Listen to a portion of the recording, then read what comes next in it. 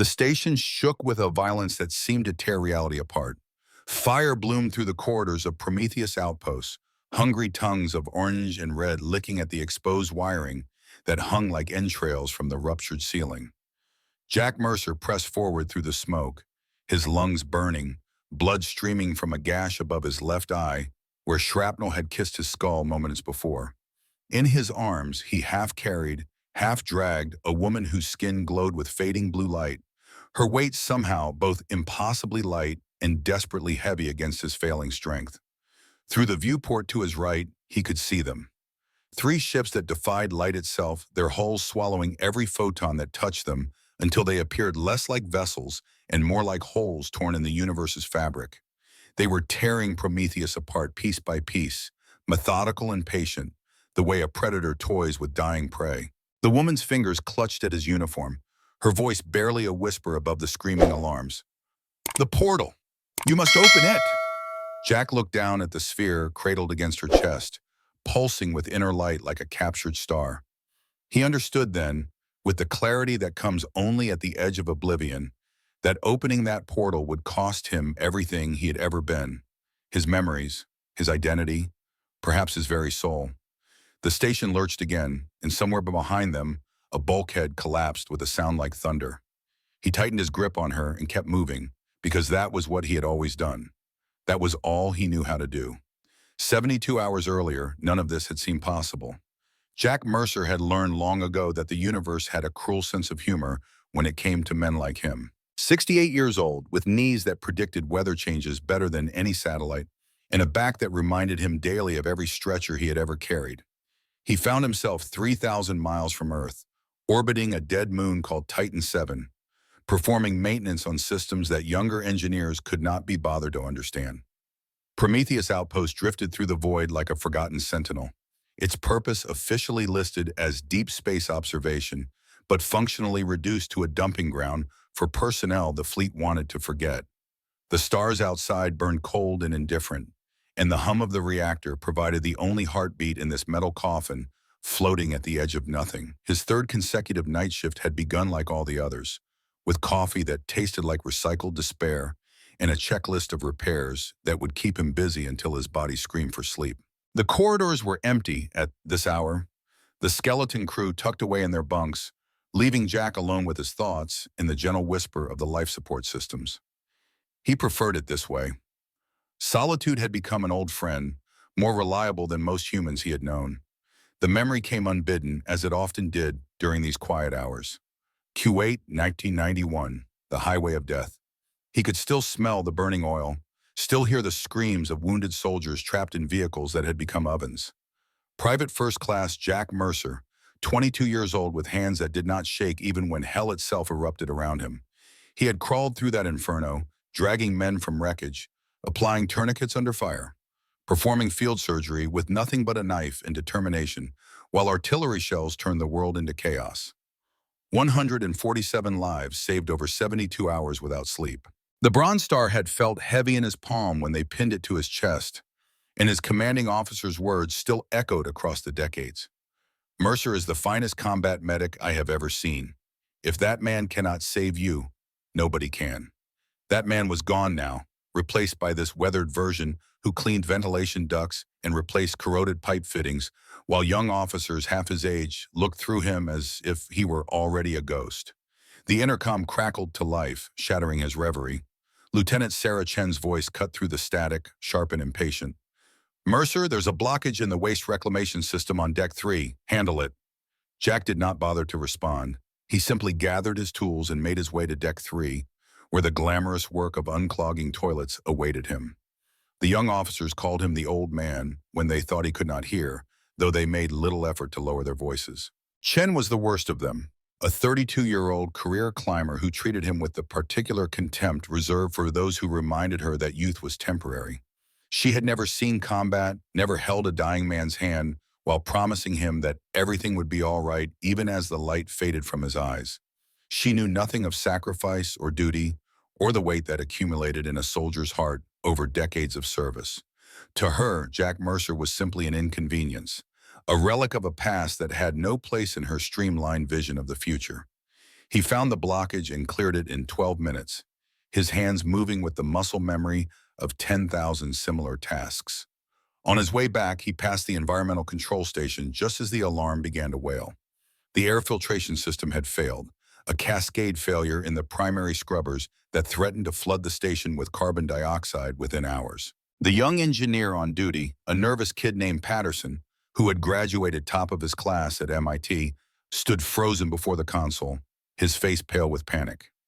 Jack set down his toolkit and stepped past him without a word. His fingers found the manual override switches, traced the fault through the system with the intuition that came from decades of keeping machines alive in conditions they were never designed to survive. The recyclers were not the problem. It was the sensor array feeding them false data, a simple calibration drift that the automated systems could not recognize. He made the adjustment, rerouted the secondary filters, and brought the system back online in just under 10 minutes. Patterson stared at him with an expression that mixed gratitude with something like shame. "How did you know how to do that?" Jack picked up his toolkit. Experience, the one thing they don't teach at MIT. He returned to his rounds, leaving Patterson to file whatever report would eventually credit the repair to someone else. It did not matter. Glory was a young man's currency, and Jack had spent his share long ago. All he wanted now was to finish his shift, catch a few hours of sleep, and wake up to do it all again. Simple desires for a simple man. The universe apparently had other plans. The knock came at 0347 hours, station time. 3 soft taps against the airlock door of Maintenance Bay 7, deliberate and measured, impossible to mistake for mechanical noise. Jack set down the diagnostic tablet he had been studying and listened. The knock came again. He rose from his chair, every instinct honed by decades of combat suddenly alert, and moved toward the viewport beside the hatch. Prometheus Outpost floated in isolation, its nearest companion station 40 light minutes away. No vessel had been scheduled for approach. No EVA had been authorized. There should have been nothing outside that door, except the vacuum of space and the cold light of distant stars. But through the frosted glass of the decompression hatch, a figure stood, not human. The being pressed a slender hand against the viewport, and Jack could see that her skin shimmered with a faint silver-blue luminescence, like moonlight captured beneath living tissue. Fine tendrils of light traced along her temples, moving and shifting like living tattoos that responded to some internal rhythm. Her eyes were vast and dark, their depths holding distant nebulae that drifted like smoke across an endless night. Something ancient and sorrowful dwelled within that gaze. She was beautiful in a way that transcended human standards, terrible and magnificent and profoundly alone. Her voice reached him somehow, bypassing the communication systems, resonating directly in his mind with a clarity that made his heart stutter. Requesting shelter.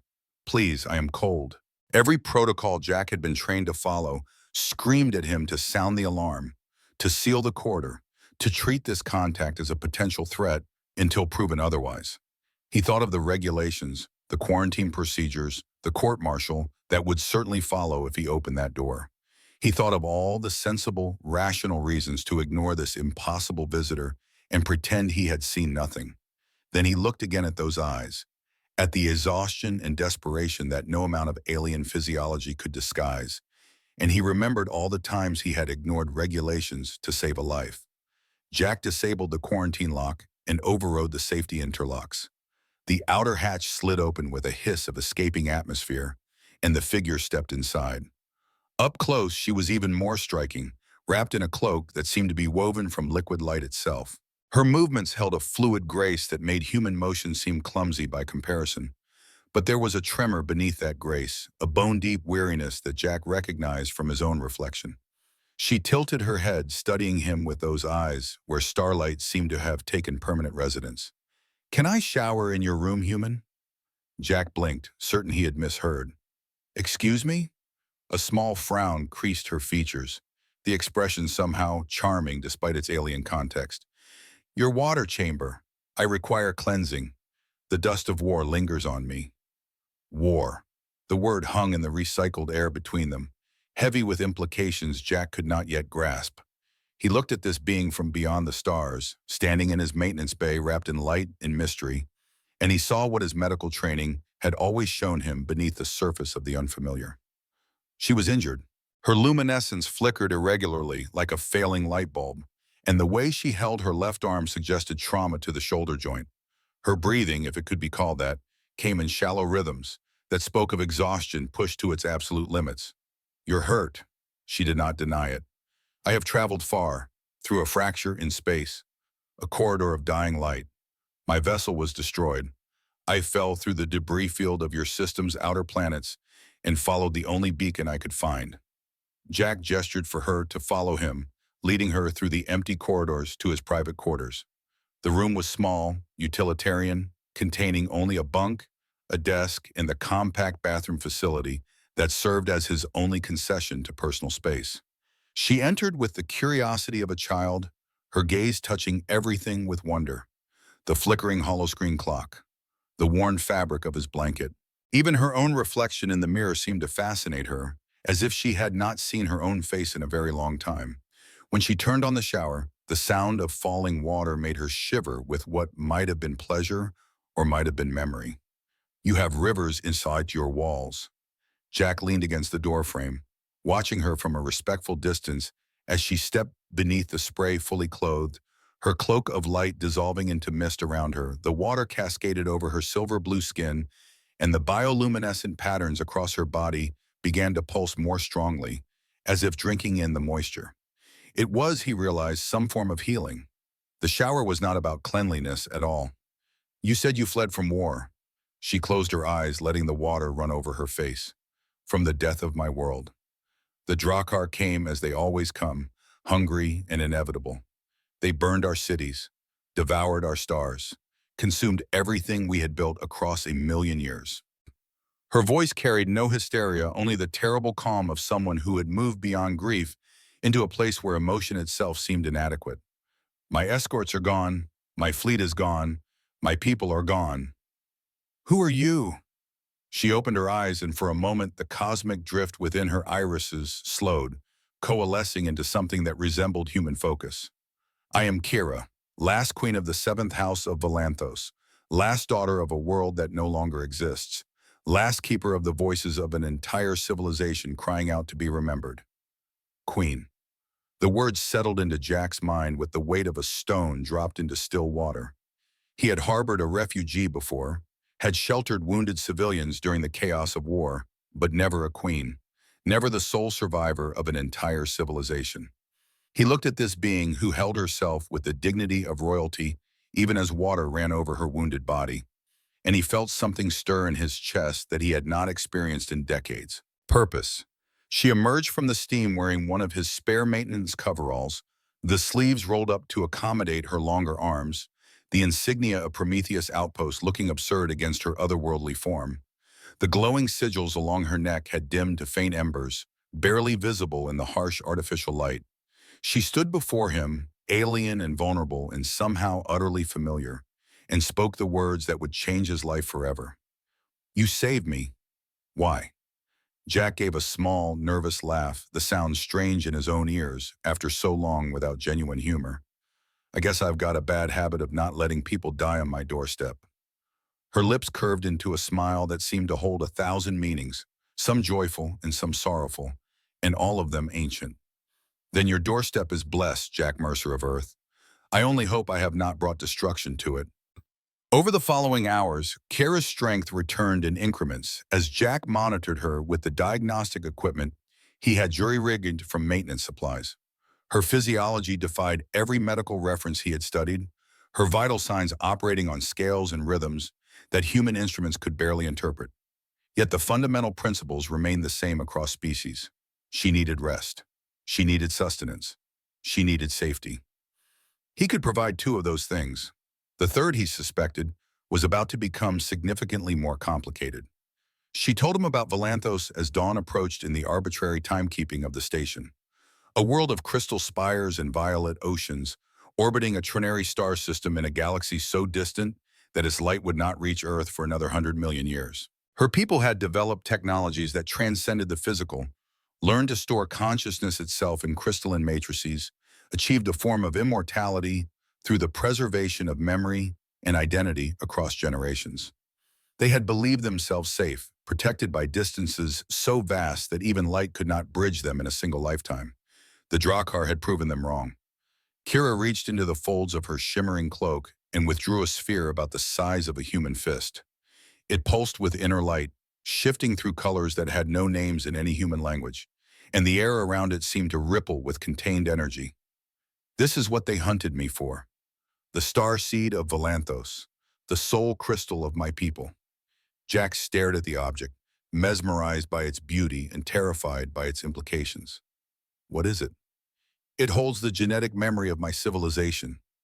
Every voice that ever spoke, every dream that was ever dreamed, every love, every loss, every moment of joy and sorrow across 10 million years of history. The sphere pulsed brighter, and suddenly the air filled with images. Vast blue oceans beneath three brilliant suns, towers of crystal reaching toward purple skies, children laughing as they played in gardens that floated among the clouds, music that resonated in frequencies Jack's ears could not hear, but his soul somehow understood. 10 billion people, 10 billion stories, all preserved within this crystal. And I am the last one who can activate it, the last one who can give them rebirth. The images flickered, shifted, darkened. Now Jack saw the burning. Ships of shadow descending from skies that had turned red with fire. Cities collapsing into ruin. People running, screaming, dying in waves of black energy that erased them from existence. And through it all, a young queen running with the crystal clutched to her chest, watching her family, her friends, her entire world vanish behind her. The Drakkar consume civilizations to feed their singularity, a living void at the heart of their empire that hungers eternally for consciousness itself. They harvest entire species, drain their memories, their essences, their souls, and feed them to this abomination. It is how they power their technology, how they expand their dominion, how they have conquered half a galaxy while the rest of the universe trembles in silence. Jack's hands had curled into fists without his conscious awareness. And now they're coming here, following you. Kira nodded, her expression a mask of controlled despair. The soul crystal broadcasts a beacon, a signal that I cannot suppress without destroying it. The Drakkar have tracked me across light years, through dimensional rifts, across the boundaries of space itself. They will find me, they always find me, and when they do, they will consume everything in their path to claim what I carry. The sensor console in Jack's quarters suddenly chirped, an alert he had not heard in his 3 years aboard Prometheus. He moved to check the readout, his blood chilling as he processed the data. Gravitational distortions at the edge of the system, faint but rhythmic, like footsteps approaching across the void. Something was coming. How long do we have? Kira joined him at the console, her alien eyes reading the data with practiced ease. 3 cycles of your planet's day, perhaps less if they push their vessels to maximum speed. She turned to face him, and in her gaze he saw both gratitude and terrible knowledge. You should turn me over to your authorities, Jack Mercer. Warn your people. Prepare your defenses. What comes from me will not distinguish between those who helped me and those who did not. Jack thought about the protocols, the chain of command, the sensible thing to do. He thought about all the times in his life when he had been sensible, when he had followed orders and trusted systems and believed that doing the right thing would be rewarded.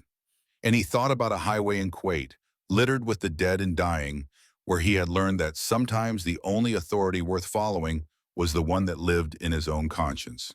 I'm 68 years old. I've spent the last decade of my life being told I'm obsolete, that my experience doesn't matter, that it's time to step aside and let the young people handle things. He met her gaze without flinching. I've got nothing else worth fighting for. Might as well make my last stand count for something. Something flickered in Kira's eyes then, an emotion that crossed the vast gulf between their species to touch something universal. Not just gratitude, something deeper, more fragile, more dangerous. You are not like the others I have observed. Most of your kind, through your histories and transmissions, seem to seek only conquest and domination. Yet you offer sanctuary to a stranger. Jack tried to smile, though the expression felt rusty on his face. I guess I'm an outdated model. They don't make them like me anymore. The morning brought the necessity of practicality. Jack could not hide an alien queen in his quarters indefinitely, and the station's small crew would eventually notice the irregularities in his behavior. He needed information, resources, and allies. The first step was contacting Earth Command to report the situation and request guidance. General Theodore Morrison's face appeared on the secure communication screen with the false warmth of a politician greeting voters.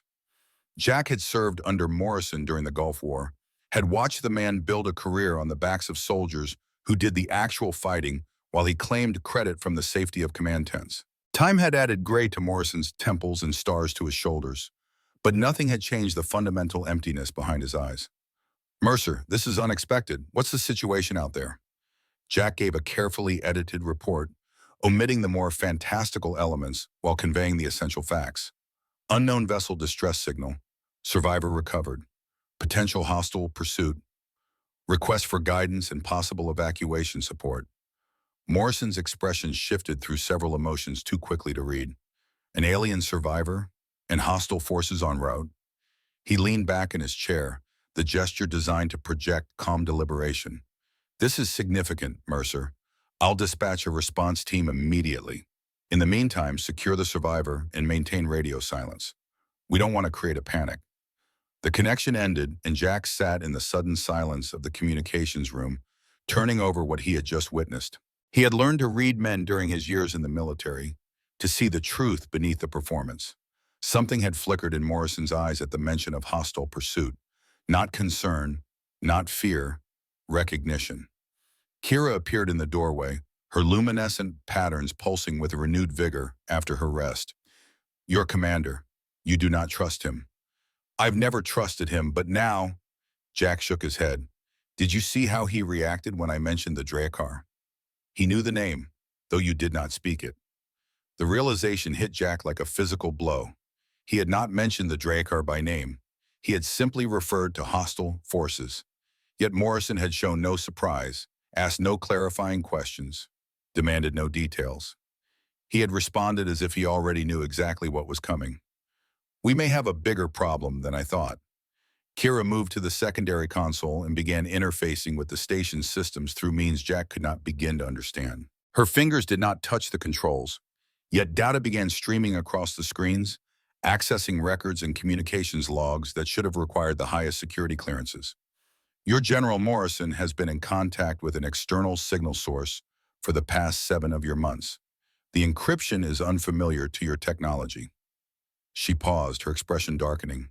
"It is familiar to mine." "Drakkar?" "Well, directly, but their influence, their technology. Someone in your command structure has been communicating with forces aligned with the empire that destroyed my world." Jack felt the weight of this revelation settle onto his shoulders, adding to the burden he already carried. Betrayal from within. It was the oldest story in military history, and somehow it always managed to surprise. He thought about the response team Morrison had promised, about ships potentially filled not with rescuers, but with captors, about the possibility that help was simply a different form of destruction. "We need to prepare. If the Drakkar are coming and we can't trust Earth Command, we'll have to defend this station ourselves." Kira nodded slowly. "I can help. My technology is advanced beyond anything your species has developed. With time, I can upgrade your weapons, strengthen your shields, improve your power generation." She hesitated. "But it may not be enough. The Drakkar fleet that hunted me consisted of 17 warships. Even if only 3 have survived to track me here, they possess firepower sufficient to destroy a small planet. 3 ships against 1 aging maintenance technician and an alien queen on a forgotten outpost. The odds were laughable, suicidal, exactly the kind of fight Jack had been training for his entire life. Then let's make those 3 ships regret they ever found us."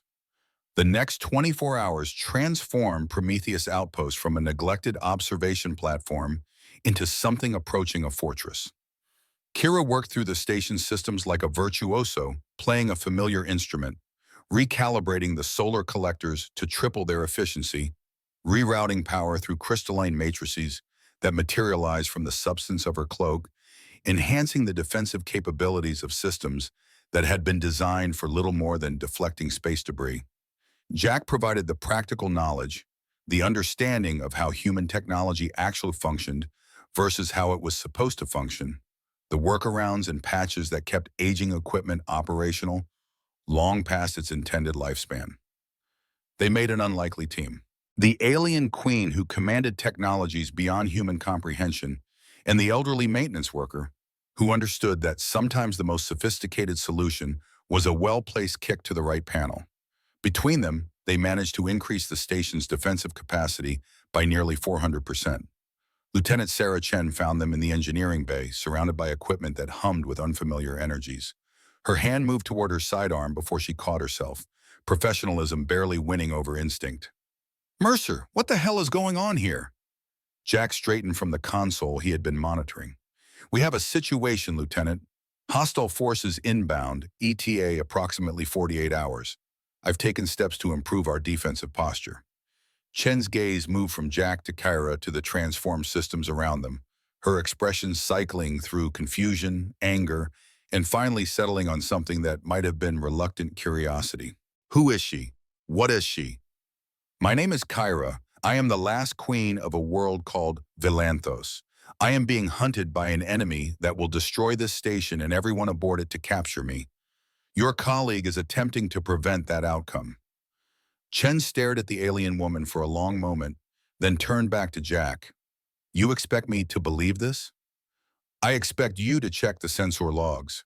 3 unidentified vessels approaching from beyond the outer planets. Estimated arrival in 43 hours. Their energy signatures don't match anything in our database." Jack met her eyes without blinking. "You can report me to command, file charges, throw me in the brig, or you can help us prepare for what's coming. Your choice, Lieutenant." The younger officer stood motionless, processing information that challenged everything she had been trained to expect. Jack watched her struggle with the decision, remembering his own moment of choice at the airlock door. Trust and fear pulling in opposite directions, with only instinct to guide the final leap. Chen's shoulders dropped slightly, tension releasing into something like resignation. "Show me the sensor data, and then you're going to explain everything." The explanation took hours, interrupted by Chen's questions and demands for verification. By the end, she sat in silence, staring at the holographic representation of the approaching Drakkar vessels that Kira had conjured from the Soul Crystal's memory banks. 3 vessels whose surfaces seemed to devour illumination, leaving only the negative space where ships should be, their forms seemingly designed to inspire dread. Their capabilities outlined in detail by a queen who had watched them destroy her civilization. "Earth Command should be sending help." Jack shook his head. "Earth Command may be compromised. General Morrison's communications have been influenced by Drakkar technology. Any response force he sends could be coming to capture Kyra rather than defend us." "That's treason you're suggesting." "It's pattern recognition. 30 years of military service teaches you to see when something doesn't fit." Jack pulled up the communication logs Kira had accessed. "Look at the encryption signatures. The timing of the contacts. Morrison has been talking to someone for months, someone using technology that shouldn't exist on Earth." Chen studied the data, her expression hardening as she processed the implications. When she finally spoke, her voice had lost its earlier antagonism. "What do you need me to do?" "Help us prepare. You're the ranking officer on this station, which means you can authorize defensive protocols I can't. And when the fighting starts—" Jack paused, considering his next words carefully. "When the fighting starts, this station is going to need someone young enough to move fast and smart enough to adapt. That's not me anymore. It has to be you." Something shifted in Chen's eyes, a recalibration of how she perceived the man before her. "You're asking me to commit treason, to ignore direct orders from command, to trust an alien we've known for less than 2 days. I'm asking you to do what's right instead of what's safe. That's always been the hardest choice." Jack smiled, a genuine expression that softened the weathered lines of his face. "I've been where you are, Lieutenant, young and ambitious and certain that following the rules would lead somewhere good. It took me 30 years to learn that the rules only matter when they protect the people who can't protect themselves. Everything else is just politics." Chen was silent for a long moment. Then she stood and straightened her uniform. "All right, Mercer, I'm in. But if this gets me court-martialed, I'm blaming you in my testimony. Wouldn't have it any other way. The hours blurred together as they worked. Kyra focused on the technical enhancements, while Jack coordinated the practical preparations, positioning emergency supplies, establishing fallback points, planning evacuation routes for the station's small crew. Chen threw herself into the effort with the intensity of someone who had finally found a purpose worth pursuing, her earlier condescension replaced by a grudging respect that grew with each passing hour. 36 hours before contact, Kira called Jack to the observation deck. The stars wheeled slowly beyond the viewport, unchanging and indifferent to the drama unfolding beneath them. She stood with her back to him, her silhouette outlined by the cold light of distant suns. I need to show you something.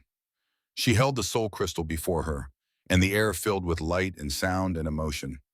Not the historical record she had shared before, but something more personal, more intimate. Jack saw Valanthos through Kyra's own eyes, experienced her memories as if they were his own. A childhood spent in crystal gardens that sang with the wind. A coronation ceremony that placed the weight of billions on her young shoulders. A first love lost to a war she had not started. A final flight from a burning world, carrying the last hope of her people, while everything she had ever known crumbled to ash behind her. Why are you showing me this? She turned to face him, and he saw tears of light streaming down her cheeks. Because you asked no payment for your help. Because you offered sanctuary when you had nothing to gain. Because in all my years as queen, I never met anyone like you, Jack Mercer. And I need you to understand what you are fighting for. Jack reached out and took her hand, feeling the strange warmth of her alien flesh against his weathered palm. I understand loss. I understand duty. I've spent my whole life trying to protect people who couldn't protect themselves. What happened to your people? He paused, searching for words adequate to the enormity of the crime. What happened to them was wrong. And if there's anything I can do to help make sure they're not forgotten, I will. Kira's grip tightened on his hand. You have already done more than you know. Your presence stabilizes the crystal. Your consciousness resonates with it in ways I do not fully understand. When you touched it earlier, it responded to you as it has never responded to anyone outside my bloodline. What does that mean? I do not know, but I believe you were meant to find me, Jack Mercer.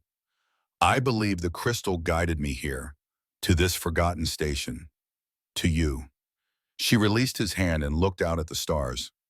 Perhaps there is some force in the universe that balances destruction with hope. Perhaps this meeting is its answer to the extinction of my people.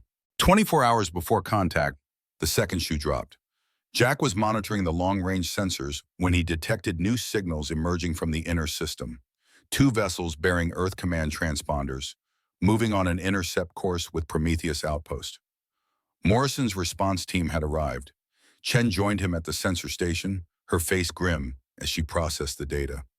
Those ships are Harbinger-class destroyers, heavy weapons, minimal crew designed for assault operations. She looked at Jack with growing concern. That's not a rescue force. That's a strike team. Morrison isn't taking any chances. He wants Kara, and he's willing to destroy this station to kill her. We can't fight 2 fronts, 3 Drakkar ships from one direction, and 2 Earth destroyers from another. Chen shook her head. The math doesn't work.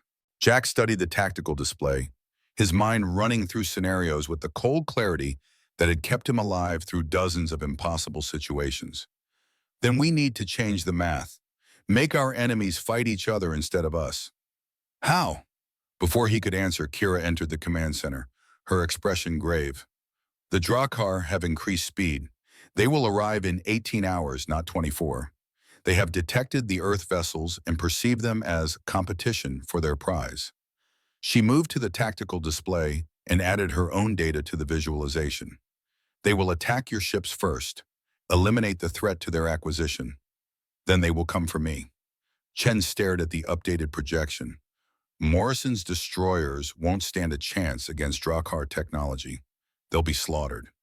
Yes, and then the Drakkar will turn their full attention to this station. Jack felt a cold weight settle in his chest. 200 people aboard those destroyers. Sailors and Marines who had no idea what they were flying into, following orders from a commander who had sold them out for alien promises. They were not his enemies, even if their mission was his capture. They were soldiers doing their duty, the same as he had done for 30 years. We have to warn them. Chen and Kara both turned to stare at him. Warn them? They're coming to arrest us, to take Kira, to betray humanity to an alien empire. Morrison is coming to do those things. The people aboard those ships are just following orders. They deserve to know what they're flying into. Jack moved to the communications console. We broadcast everything. The truth about the Drakkar, the proof of Morrison's betrayal, the threat that's coming for all of us. We give them the choice I never had in Kuwait, the choice to do what's right instead of what they're told. Morrison will deny everything. He has the authority and the rank. Who's going to believe a maintenance worker over a general? Jack smiled grimly. That's the thing about truth, Lieutenant. It has a way of cutting through bullshit, no matter who's speaking it. And right now, those sailors are looking at sensor data showing 3 alien warships bearing down on them with weapons that can vaporize their hulls in seconds. They're going to start asking questions. We just need to give them answers. He activated the broadcast array and began speaking, his voice carrying across the void to ships that might be his salvation or his destruction. He told them about Kira, about Valanthos, about the Drakkar and their hunger for consciousness itself, about Morrison's secret communications and the betrayal that had brought them all to this moment. He offered no excuses, made no appeals to emotion, simply laid out the facts as he understood them and trusted that somewhere aboard those destroyers, someone would listen. The response came 18 hours later, as the Drakkar ships materialized on the edge of sensor range and the Earth destroyers took up defensive positions around Prometheus outpost. General Morrison's face appeared on the main view screen, his carefully constructed composure cracking at the edges. Mercer, your broadcast has created complications, but it changes nothing. Surrender the alien and we can still resolve this peacefully. Jack stood before the screen, flanked by Chen on one side and Kira on the other. Peacefully, General? Like Valanthos was peacefully consumed? Like your Drakkar friends peacefully slaughter entire civilizations? Morrison's eyes flickered. You don't understand the bigger picture. The Drakkar are coming whether we cooperate or not. At least this way, we gain something from the exchange. Technology, knowledge, a seat at the table when they finish with the rest of the galaxy, a seat at the table while they feast on humanity's soul. Jack shook his head slowly. I've met your kind before, Morrison. Men who convince themselves that collaboration is pragmatism, that betrayal is just realistic thinking. You're not a survivor, you're a coward, and history will remember you as one. The general's composure finally shattered. You're a 68-year-old maintenance worker on a forgotten station at the edge of nowhere. You're nothing, Mercer. You've always been nothing, and now you're going to die for nothing. Jack smiled, and there was no humor in the expression. Maybe, but I'm going to die standing up, Morrison. Can you say the same? The communication ended and the waiting began. 3 Drakkar ships on one side, 2 Earth destroyers on the other, and in the middle a forgotten outpost with a skeleton crew, an alien queen, and 1 old soldier who had finally found something worth dying for. Ira moved to stand beside him as the stars outside began to shift, the approaching ships now visible as points of darkness against the cosmic backdrop. You should not have warned them. Now Morrison knows we understand his betrayal. He will be more dangerous. Probably, but those sailors deserve the chance to choose. That's what being human means, Kira. We get to choose who we are, what we fight for, what we die for. He looked at her, at this impossible being from beyond the stars who had somehow become his purpose. Your people understood that, didn't they? The ones stored in the crystal. They chose to preserve themselves, to fight for a future even when everything seemed lost. Yes, they chose hope over despair, life over death, legacy over oblivion. Then we choose the same thing. Whatever happens in the next few hours, whatever Morrison does, whatever the Drakkar bring, we choose to fight for something better than survival. Chen approached, her tactical display updating with a real-time telemetry from the approaching fleets. The Drakkar will be in weapons range in 4 hours.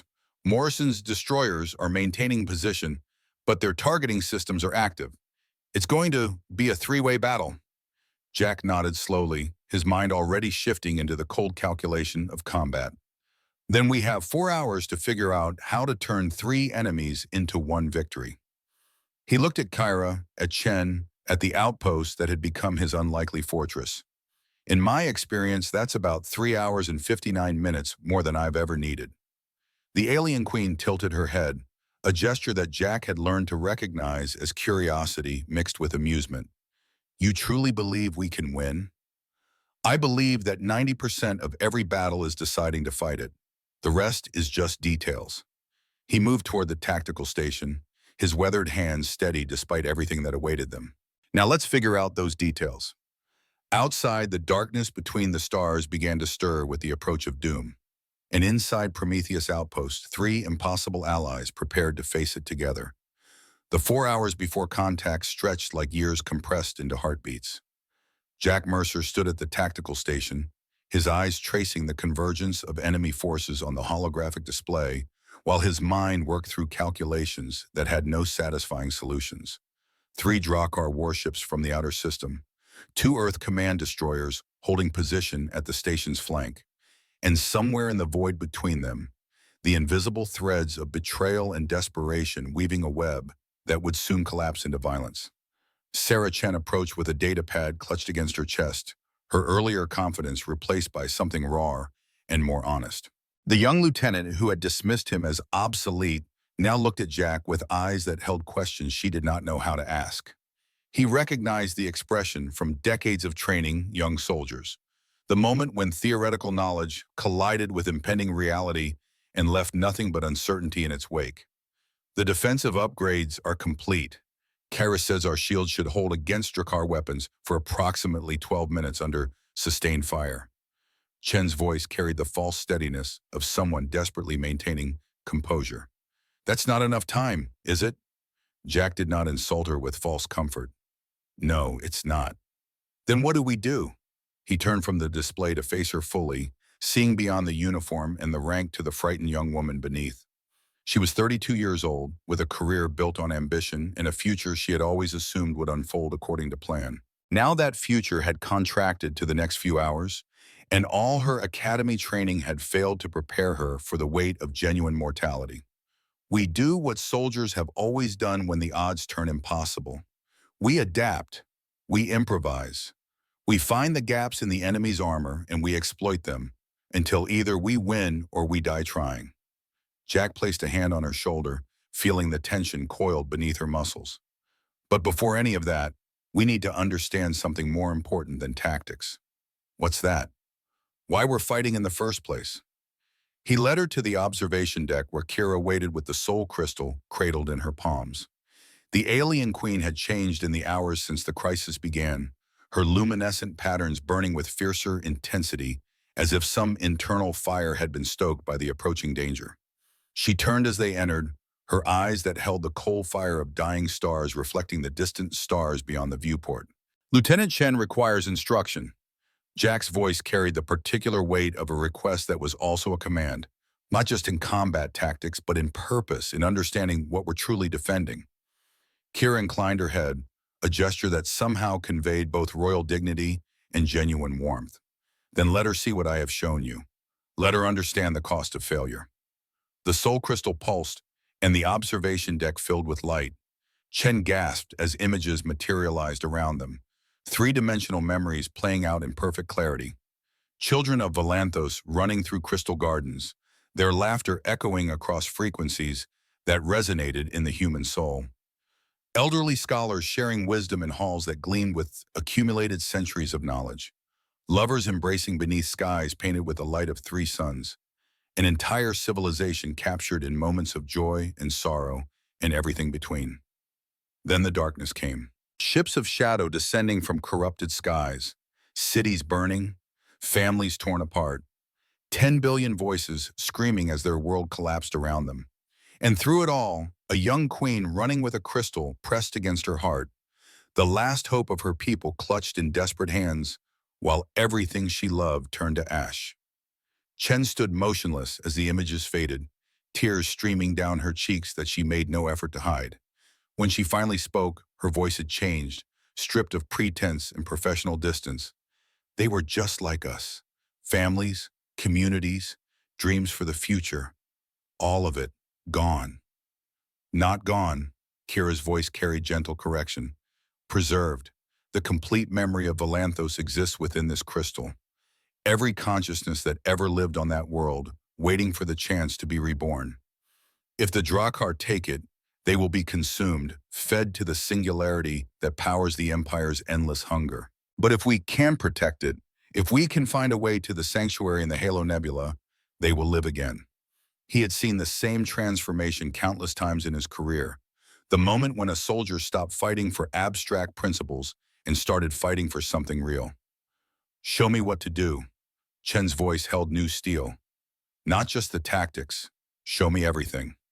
The next 2 hours became an intensive tutorial in asymmetric warfare, drawing on Jack's decades of combat experience and Kira's advanced understanding of Drakkar capabilities. They established defensive positions throughout the station, creating overlapping fields of fire that would funnel any boarding parties into kill zones. They rigged emergency systems with improvised explosives, turning mundane equipment into deadly surprises.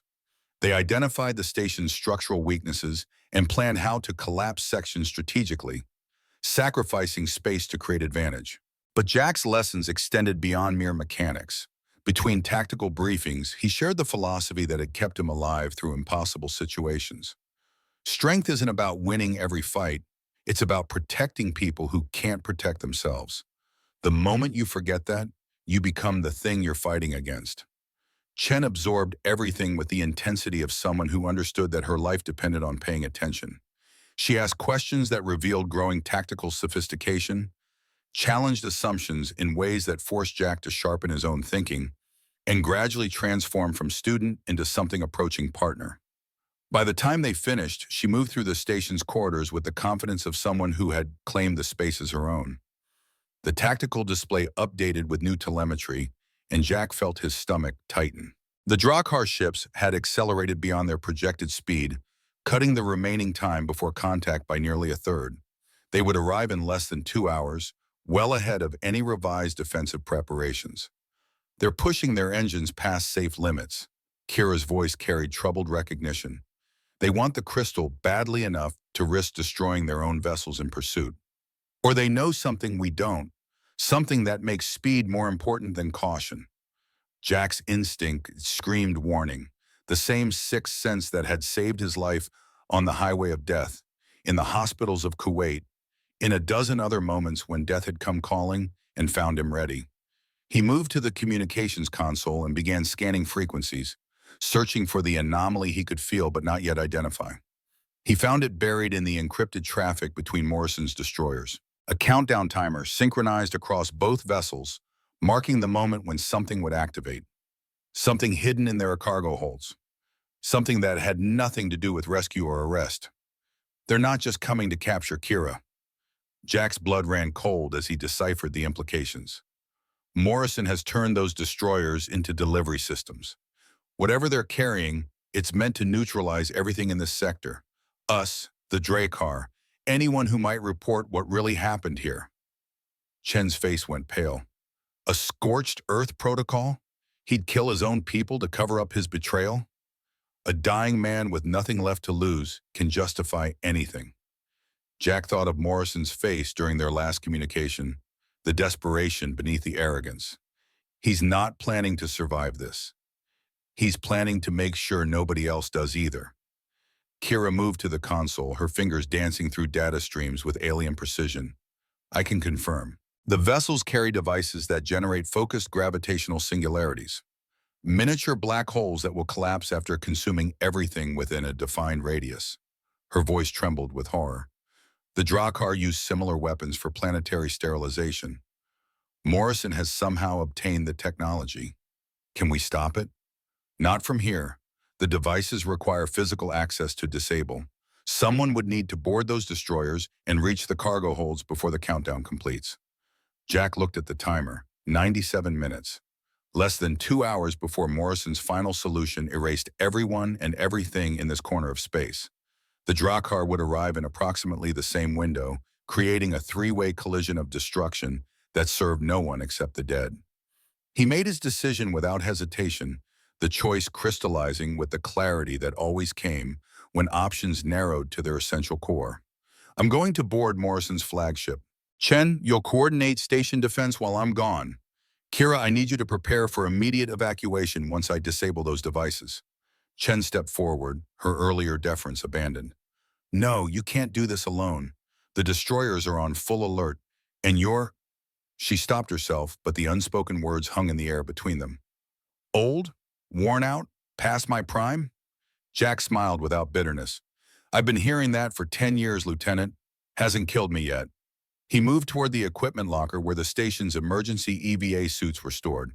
I've infiltrated more heavily defended positions than a single destroyer. I know every vulnerability in that ship class because I helped design their security protocols 30 years ago. And more importantly, I know Morrison. I know how he thinks, where he positions his guards, what he overlooks because his ego won't let him see it.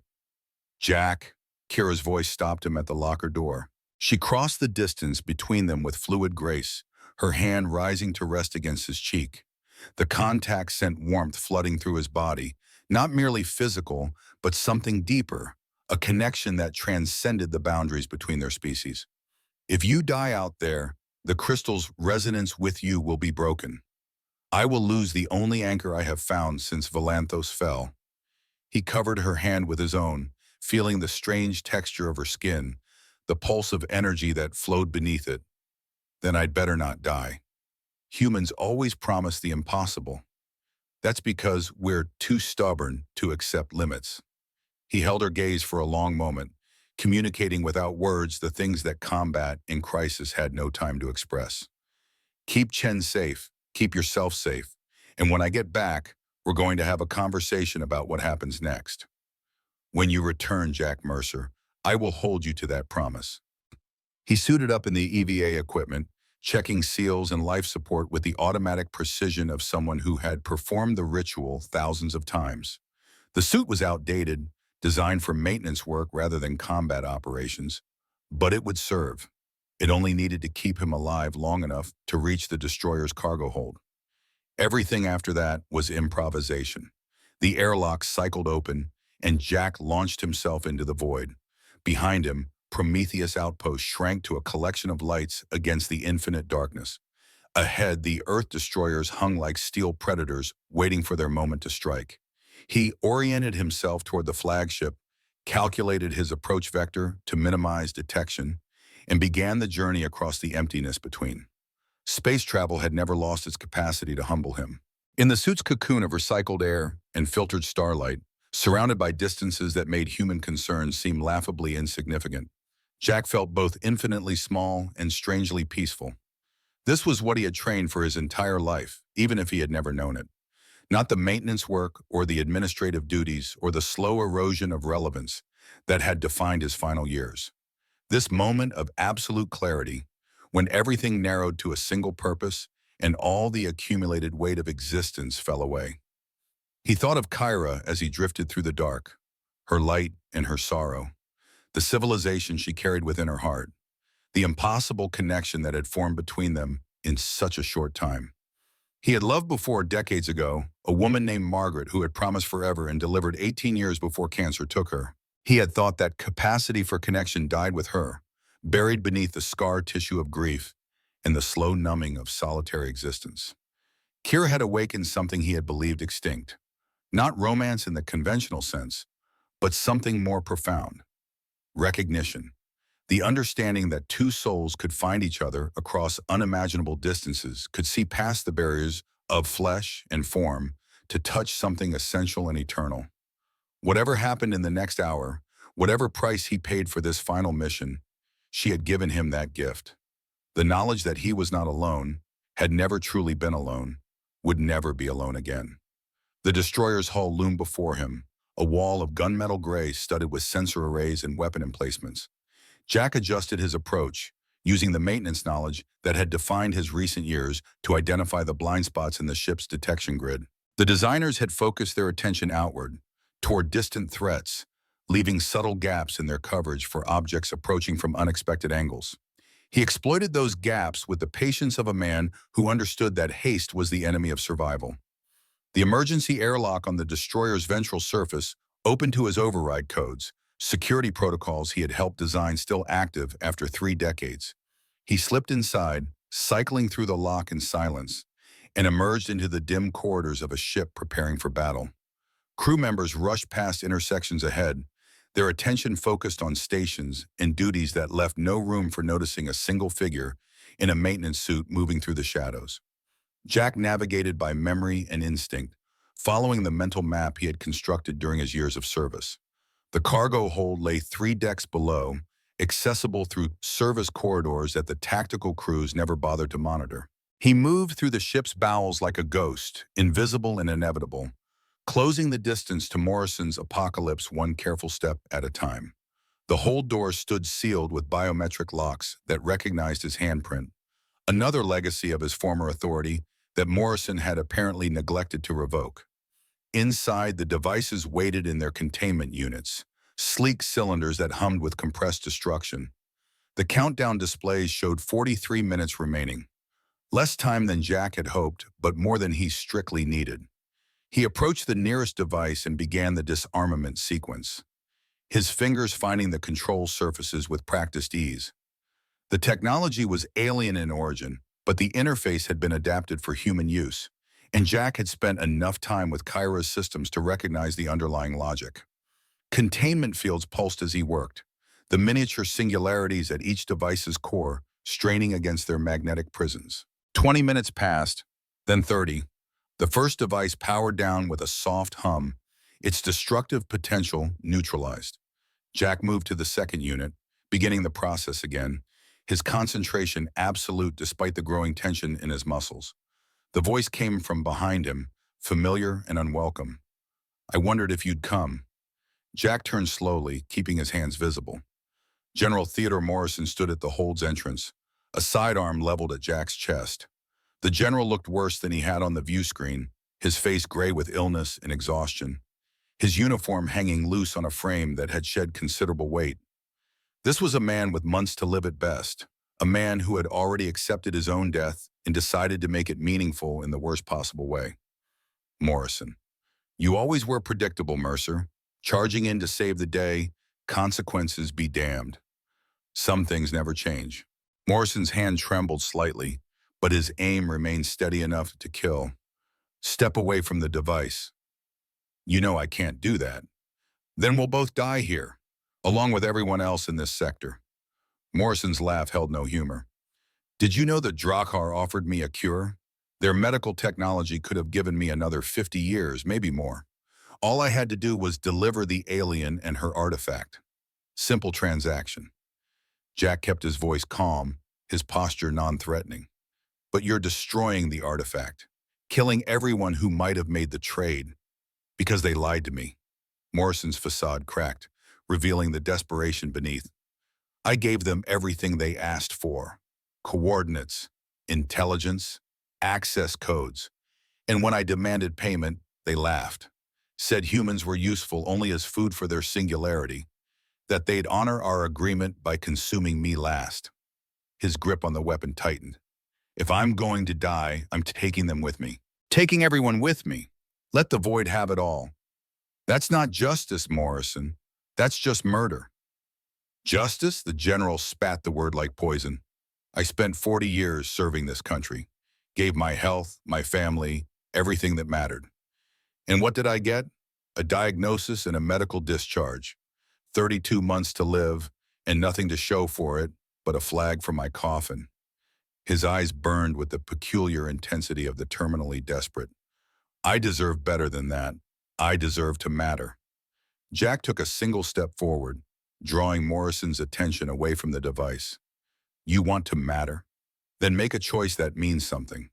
Help me stop the Drakkar instead of becoming their instrument." "It's too late for that." "It's never too late. I've seen men come back from worse than this. I've seen soldiers who committed atrocities find redemption in a single moment of courage. You can still choose who you are, Morrison. You can still choose what your life meant." For a heartbeat, something flickered in the general's eyes. Doubt, longing, the ghost of the officer he had once been before ambition and fear had hollowed him out. Then the moment passed and his expression hardened into familiar contempt. Pretty words from a man who never had to face real consequences. You've always had the luxury of your principles, Mercer. Always been able to afford morality because someone else paid the price. Morrison raised his weapon. But not today. Today, you pay like everyone else. Jack moved before the general could fire. Decades of combat training overriding the limitations of his aging body. He closed the distance in 3 steps, his hand deflecting Morrison's aim as the shot discharged into the ceiling. They grappled in the confined space, struggling for control of the weapon, and Jack felt the difference that years had made.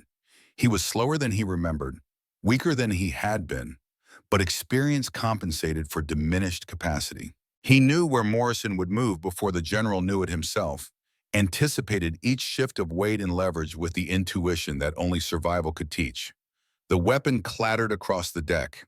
Morrison lunged for it, but Jack was faster, kicking the sidearm into a corner and positioning himself between the general and escape. They faced each other in the humming quiet of the cargo hold, 2 old soldiers at the end of their respective roads. "It's over, Morrison. Let me finish disabling these devices. Let your crew evacuate before the Drakkar arrive. Whatever happens after that, at least they'll have a chance." Morrison sagged against the nearest container, his remaining strength draining visibly. "You don't understand. The Drakkar won't let anyone survive. They need secrecy, need to keep humanity ignorant of their existence until they're ready to harvest us all. Anyone who knows about them is already dead. And then we'll make sure the knowledge spreads too far to contain. We'll broadcast everything, records, communications, evidence of your deal and their betrayal. Let humanity know what's coming so they can prepare." "Prepare, Dictone," Morrison laughed bitterly. "You saw what they did to that alien civilization. 10 billion dead in a matter of days. What preparation could possibly matter against that?" Jack moved to the second device and resumed the disarmament sequence, keeping Morrison in his peripheral vision. The same preparation that's always mattered. Unity, courage, the willingness to fight even when the odds seem impossible. Your alien friends have been conquering divided civilizations, planets that couldn't set aside their differences long enough to mount a real defense. But humanity is stubborn, Morrison. We're contrary and competitive, and we never know when we're beaten. Give us a common enemy, a real threat that everyone can see, and we'll surprise you. The second device powered down. Jack moved to the third, his fingers working the controls with increasing confidence. Morrison watched from his slump against the container, the fight draining out of him as the reality of his failure sank in. She'll never forgive me. My daughter. I told myself I was doing this for her, securing a future where she wouldn't have to struggle like I did. But I was lying. I did it for me, because I was scared and angry, and I wanted someone else to suffer like I was suffering. Then start making amends. Help me finish this. Help me give your crew a chance to survive. Whatever comes next, at least you'll know you did one right thing at the end. The general was silent for a long moment. Then he pushed himself upright with visible effort and crossed to the control panel beside the hold's entrance. His fingers moved across the interface, and Jack heard the ship's intercom crackle to life. "All hands. This is General Bond. Abandon ship immediately. Ship. Hostile forces inbound. Repeat. Abandon ship. This is not a drill." Alarms began to wail throughout the destroyer. Jack disabled the third device as the first escape pods launched, their trajectories carrying them away from the approaching Drakkar fleet. Morrison watched the exodus on the hold's display screen, his face unreadable. "My daughter's name is Rebecca. She teaches elementary school in Virginia. If you survive this, tell her." His voice broke. "Tell her I remembered who I was supposed to be. At the end. Tell her yourself, come with me.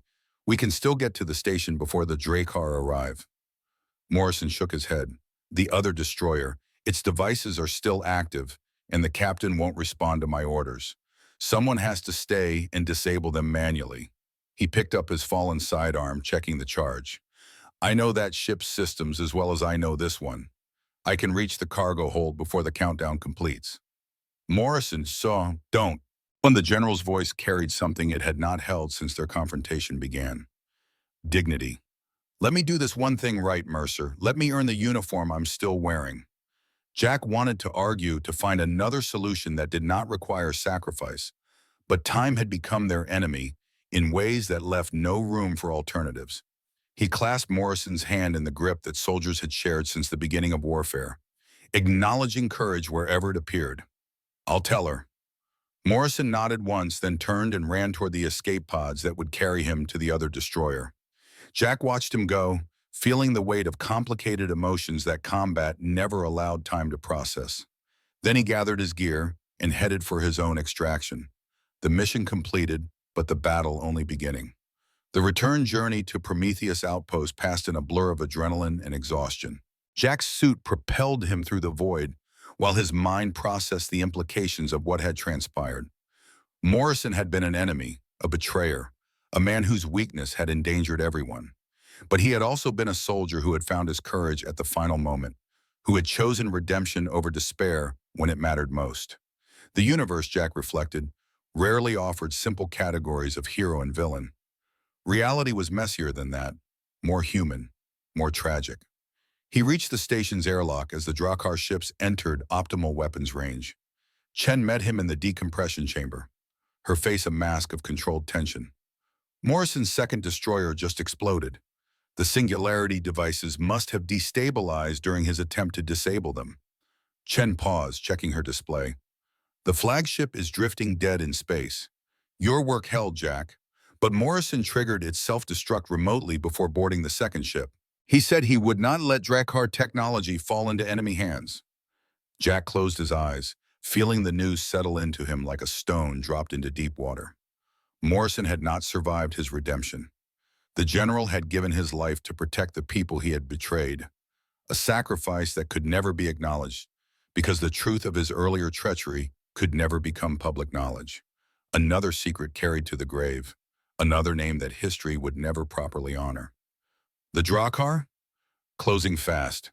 They've locked weapons on the station. Kira says we have maybe 10 minutes before they're in firing range. Chen's voice cracked slightly. Jack, I don't think we can survive this. We don't have to survive it. We just have to last long enough for Kira to open the portal. He stripped off his EVA suit as they moved through the corridors toward the command center. Where is she? The observation deck. She's been preparing something, but she won't tell me what. Jack found Kira standing before the viewport, the soul crystal floating in the air before her, surrounded by a nimbus of light that pulsed in complex rhythms. Her bioluminescent patterns blazed with unprecedented intensity, and her entire being seemed to vibrate at a frequency just beyond human perception. She turned as he entered, and he saw exhaustion carved into her alien features alongside something else. Resolution. You survived. Barely. Morrison is dead. He sacrificed himself to disable the devices on the other destroyer. Kira absorbed this information with a slight nod. Then his debt is paid. The souls of Valanthos will remember his name alongside yours. Jack approached her, drawn by the strange energy emanating from the crystal. What are you doing? Preparing the portal, our only escape from what is coming. She gestured toward the viewport, where the Drakkar ships had become visible as silhouettes of impossible black, cutting through the star field like wounds that refuse to heal. I cannot open it without the crystal at full power, and I cannot bring the crystal to full power without... She hesitated, her gaze dropping to the deck. Without truth between us. What truth? Her hand reached out, and before Jack could react, her fingers pressed against his chest, directly over his heart. Energy surged through the contact, and suddenly he was drowning in sensation. The voices from the crystal flooded his consciousness, the accumulated joy of her rescued civilization crying out in welcome and warning and desperate hope. He felt Valanthos as if it were his own memory, lived a million lives in the space of a heartbeat, loved and lost and triumphed and failed across eons of accumulated existence. And beneath it all, he felt Kira herself, her grief and determination, her loneliness and her longing, her growing attachment to the weathered human who had offered sanctuary when she had nothing left to give in return. He felt the truth she had been hiding since the moment they met. The crystal's glow intensified until the observation deck blazed with light. Jack staggered backward, gasping, as the connection broke and reality reasserted itself. Kira caught his arm, steadying him with strength that seemed impossible given her depleted state. You are resonance, Jack Mercer. One in a million across all the species of the galaxy. The crystal called to me, guided me through dimensional rifts and collapsing space, brought me specifically to you. Not chance. Destiny. Her voice carried wonder and sorrow in equal measure. You can hear the souls of my people because you were always meant to help save them. Jack struggled to process what he had experienced. The voices still whispered at the edges of his awareness, fading but not gone, leaving traces of connection that felt permanent rather than temporary. Why didn't you tell me before? Because the knowledge carries a price. When the portal opens, you will feel their passage. 10 billion souls flowing through the connection you share with the crystal. It will be, she searched for words, overwhelming, potentially destructive to a human mind not prepared for such communion. But necessary. Yes, without your resonance, the portal cannot stabilize. Without stability, the souls will be lost in the transit, scattered across dimensional void, destroyed utterly. You are the anchor that holds them together, the bridge that carries them to safety. Jack looked out at the approaching Drakkar ships, at the darkness that would soon engulf everything. Then he looked at Kyra, at the woman who carried a civilization in her heart and had traveled impossible distances to find him. The woman who had asked to use his shower and change his entire existence with that simple request. Then let's save them together. Kira's eyes glistened with tears of light. Jack, there is more. The connection, maintaining it will drain your life force as it drains mine. Neither of us may survive the portal's opening. He took her hands in his, feeling the pulse of energy that bound them now in ways that transcended physical contact. I've spent the last decade of my life being told I'm irrelevant, that my experience doesn't matter anymore, that I should step aside and let younger people handle things. He smiled, and the expression held no fear. Maybe this is what I was always being saved for. One last chance to do something that actually matters. You truly would give everything, your memories, your identity, perhaps your life itself. I've lived 68 years, Kyra. I've loved and lost and fought battles that history has already forgotten. I've saved lives and failed to save others and carried the weight of both for decades. He pulled her closer, close enough to feel the warmth of her alien flesh against his own weathered skin. If those years can buy passage for 10 billion souls, then they were better spent than I ever imagined. The station shook as the first Drakkar weapons fire struck the shields. Alarms screamed throughout the facility.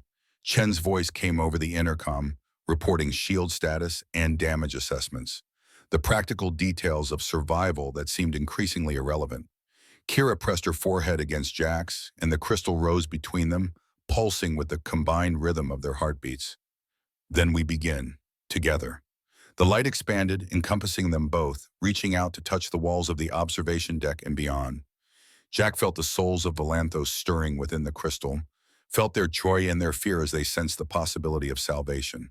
He opened himself to them, let their consciousness flow through his own, became the conduit that connected their ancient existence to the promise of rebirth.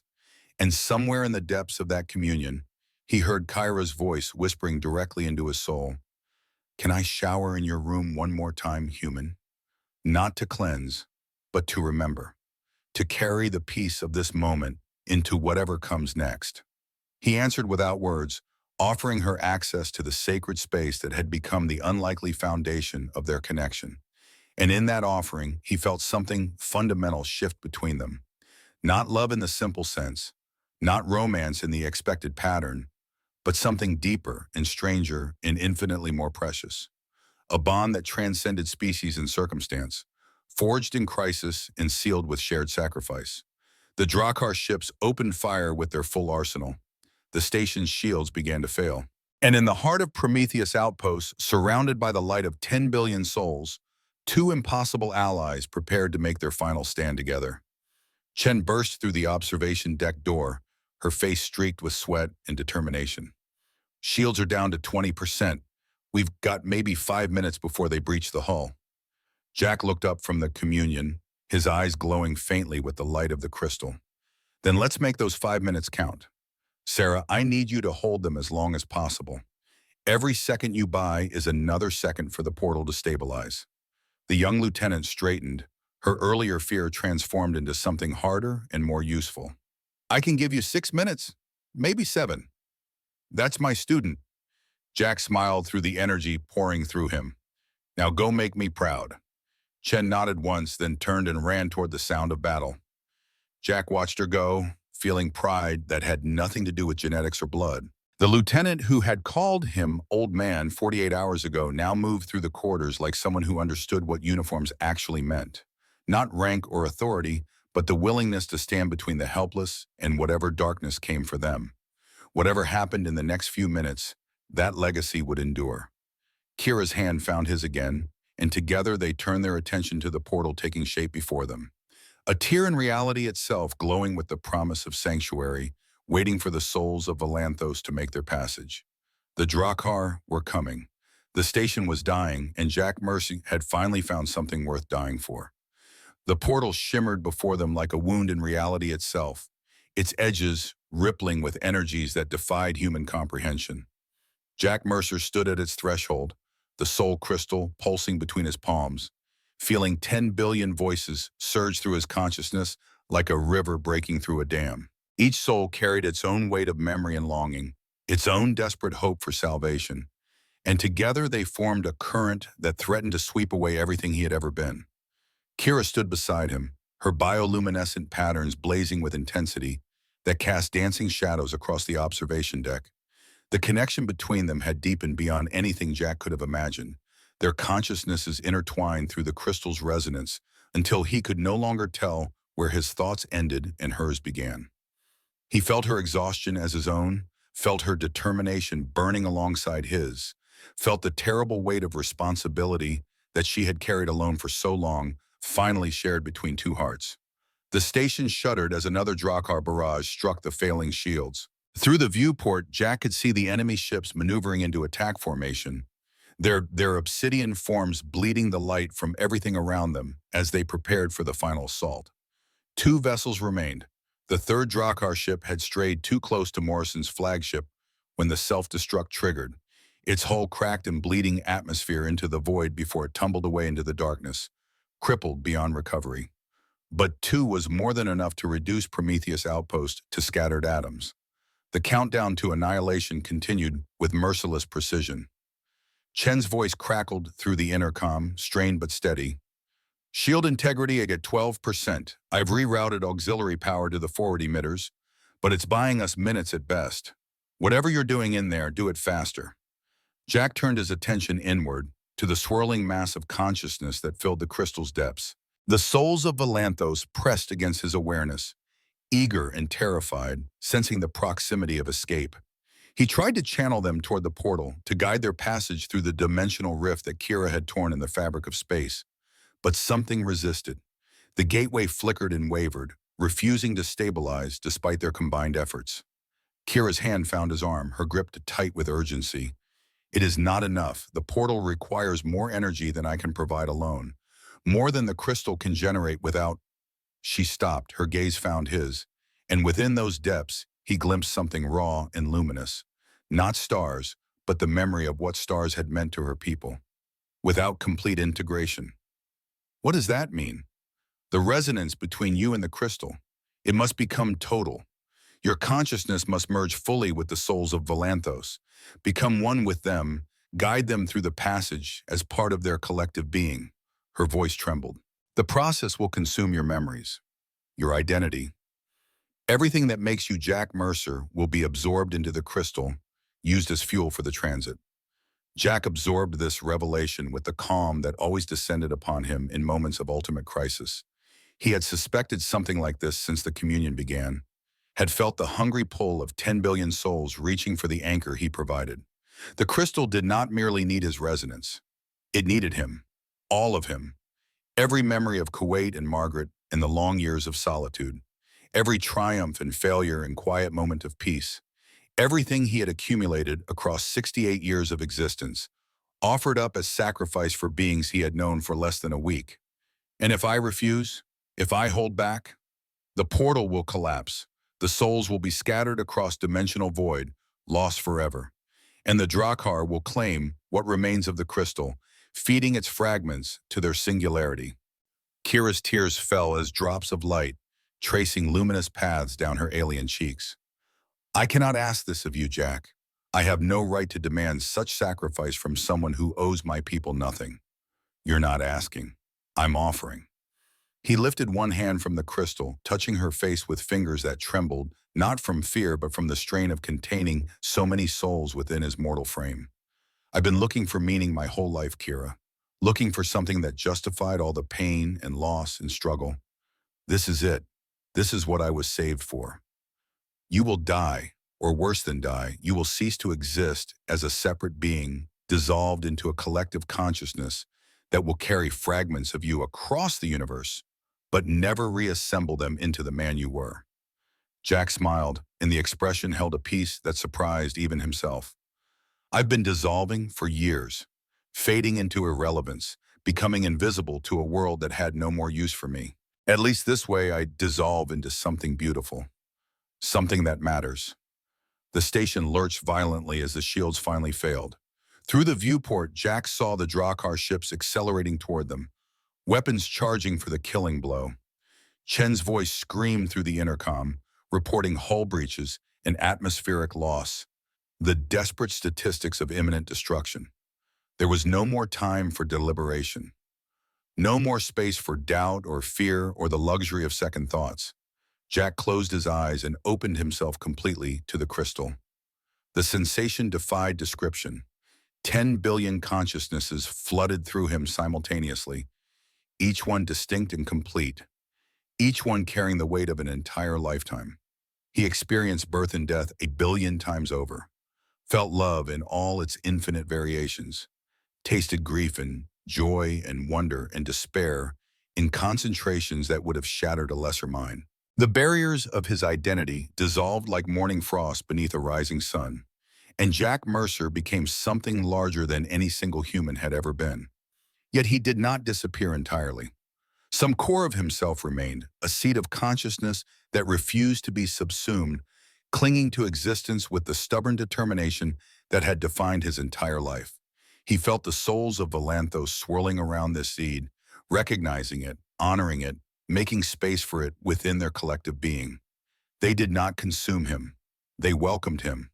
The portal blazed with new intensity, its edges solidifying into stability as the merged consciousness provided the energy it required. Through senses that were no longer merely human, Jack perceived the dimensional pathway stretching toward the Halo Nebula, toward the sanctuary where Valanthos could be reborn. The souls began to flow through the gateway, streaming past him like a river of light and memory, each one brushing against his awareness with gratitude as it passed. Kira stood at the portal's edge, her own consciousness intertwined with his through the crystal's connection. He felt her wonder at what he had become, her grief at what he had sacrificed, her love burning like a star at the center of her being. She reached for him through the bond they shared, trying to anchor him, to prevent his complete dissolution into the collective. Stay with me, Jack. Do not lose yourself entirely. The souls do not require your destruction, only your guidance. Hold on to who you are. He tried to obey, tried to maintain the boundaries of his individual identity against the pressure of the collective memory of Valanthos. But the current was too strong, the pull too insistent, and he felt himself fragmenting, scattering, becoming distributed across a consciousness too vast for any single vessel to contain. Then something unexpected happened. The souls of Valanthos reached back, not to consume him, not to absorb what remained of his identity, but to support it. 10 billion consciousnesses formed a lattice around the seat of Jack Mercer, protecting it, nurturing it, refusing to let it dissolve despite the energy his dissolution would have provided. He felt their decision ripple through the collective, a unanimous choice made in the space between heartbeats. This human had offered everything for their salvation. They would not accept his destruction as payment. The portal stabilized completely, powered now by the willing sacrifice of the collective rather than the forced consumption of a single soul. The souls continued their passage, flowing through the gateway in an endless stream of light, but Jack remained distinct within their midst, transformed, expanded, connected to 10 billion others in ways that transcended physical proximity. But still himself, still Jack Mercer, the maintenance worker from a forgotten outpost who had stumbled into the salvation of an entire civilization. Kira's voice reached him through the tumult, carrying emotions that words could never adequately express. They chose to save you. All of them, together, chose to give more of themselves so that you could remain whole. In all the history of Valanthos, such a thing has never happened. Why? Because you showed them what your kind can be. Compassion without expectation of reward. Sacrifice without demand for recognition. Love that crosses the boundaries of species and circumstance. You gave them hope that the universe contains more than the darknesses that destroyed their world. Her presence wrapped around him like an embrace that transcended physical form. You have become part of our story now, Jack Mercer, written into the memory of Valanthos for as long as any of us endure. The station shook with a violence that nearly tore the observation deck apart. Through his expanded awareness, Jack sensed the Drakkar ships closing for the kill, their weapons charging with the black fire that had consumed Valanthos itself. In seconds, they would reduce Prometheus outpost to debris, and everyone aboard would join the long list of casualties in a war that spanned galaxies. But seconds were enough. Jack reached through the crystal's connection and touched the station's systems with consciousness that now operated on scales beyond human limitation. He felt the auxiliary reactor that they had rigged as a trap, felt the explosive charges they had positioned throughout the maintenance quarters, felt the trajectory calculations that Chen had programmed into the emergency navigation systems. Everything was in place. Everything was ready. He triggered the sequence. The auxiliary reactor ejected from the station's ventral bay, accelerating toward the nearest Drakkar ship on a collision course calculated to intersect at the precise moment of maximum vulnerability. The alien vessel tried to evade, its engines flaring with desperate energy, but the reactor moved too fast, guided by a consciousness that could process millions of variables simultaneously. The impact created a miniature sun. The Drakkar ship disintegrated in a sphere of expanding plasma, its hull of absolute darkness torn apart by forces that even their advanced technology could not withstand.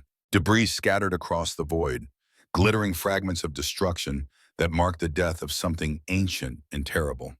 The second Drakkar vessel responded with rage. Its weapons blazed with intensified fury, carving through what remained of the station's hull, seeking the source of its companion's destruction. Jack felt the blast tearing through corridors where he had walked, destroying spaces where he had lived, erasing the physical remnants of his existence with methodical thoroughness. But the portal was open, the souls were flowing through, and Chen was still fighting.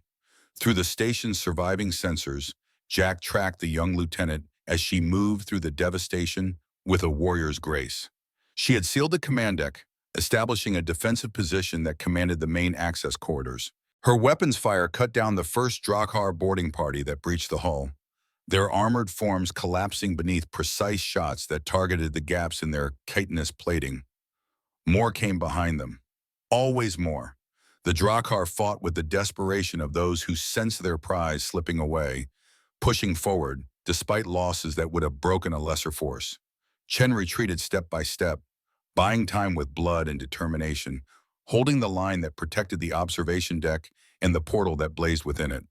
Jack wanted to help her, wanted to turn the station's remaining weapons against the invaders, but his consciousness was stretched too thin. The portal demanded everything he had, every fragment of attention and energy, leaving nothing to spare for the battle that raged around them. He could only watch as Chen fought alone, her ammunition dwindling, her options narrowing, the inevitable end approaching with each passing second. Then Kira moved. The alien queen released her grip on the crystal and stepped away from the portal, her bioluminescent patterns dimming as she withdrew her energy from the transit. Jack felt the gateway shudder, felt the souls within crying out in alarm as their pathway wavered. What are you doing? Ensuring that Sarah Chen survives, ensuring that humanity has someone who understands what happened here. Kira's voice carried the terrible calm of someone who had accepted their own ending. You can maintain the portal without me now. The souls have chosen to sustain you, but they cannot sustain us both. and complete the passage. No, there has to be another way. There is not. The mathematics are absolute. Either I withdraw and give the portal the energy it needs, or we all die together and the Drakkar claim everything. She moved toward the observation deck door, where the sounds of battle grew ever closer. Continue the passage, Jack. Save my people. Let me save yours. He tried to stop her, tried to reach through their connection and hold her back, but she had already severed the deepest bonds between them. He could still feel her presence, still sense the echo of their communion, but she had locked him out of her decisions. She had made her choice, and she would not be dissuaded. Kira stepped into the corridor beyond the observation deck and raised her hands. The light that had been dimming within her blazed suddenly with renewed intensity, brighter than anything Jack had witnessed since her arrival. She became a star made flesh, Ihayaram, radiance pouring from every cell of her alien body, and the Drakkar forces that had been advancing toward the portal recoiled from the brilliance that confronted them. I am Kara, last queen of Valanthos. I have fled your shadow across light years and dimensions. I have watched you consume everything I loved. I have carried the weight of 10 billion souls while your empire hunted me across the stars. Her voice resonated through frequencies that shook the station's remaining structure. But I am not afraid anymore, and I am not running anymore. The light intensified further, becoming something beyond illumination, something that existed in spectra no human eye could perceive. The Drakkar screamed, their forms writhing as the energy penetrated their armor, their flesh, the darkness at the core of their being. They burned from within, consumed by the very light they had tried to extinguish, and their deaths sent ripples through the void that reached all the way to the ships beyond the station's hull. The remaining Drakkar vessel hesitated, its advance faltering as it sensed what was happening aboard the station. For a moment, Jack dared to hope that the display of power would drive them away, would convince them that this prize was not worth the cost. Then the ship's main weapons charged, and he understood.